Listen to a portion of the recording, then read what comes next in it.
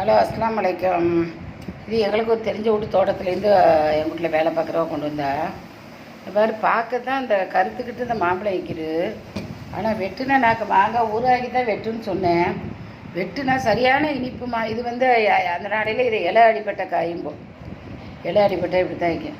இதுக்கு மாம்பழத்தை கண்டோடனே பெருசமாக வைக்கும். ரெண்டு வேறு ரோரில் சோறுங்காமல் இப்போ தான் சோறு, சிறுகிழங்கு, மீன், அப்பளம் எல்லாம் பொரிச்சு வச்சுக்கிறேன்.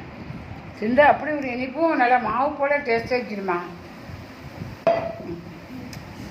மாம்பழம் சீசனும் இல்லை, மாம்பழம் வந்துக்கிது, பரவாயில்லை, அல்ஹம்துலில்லாஹ். துவா செய்யுங்க, நல்ல போல திங்க நாவாய்க்கிட்டு திண்டா ஊறாக்கிற அளவுக்கு இல்லை, ரொம்ப இனிப்பு. பார்த்தா இனிப்பில் அதே ஜூஸ் போடுவேன் சந்தே, அதை வெட்டு ஜூஸ் போடுவோம். சரி, பார்த்துட்டு லைக் பண்ணுங்கள், ஷேர் பண்ணுங்கள், சப்ஸ்கிரைப் பண்ணுங்கள். அஸ்ஸலாமு அலைக்கும்.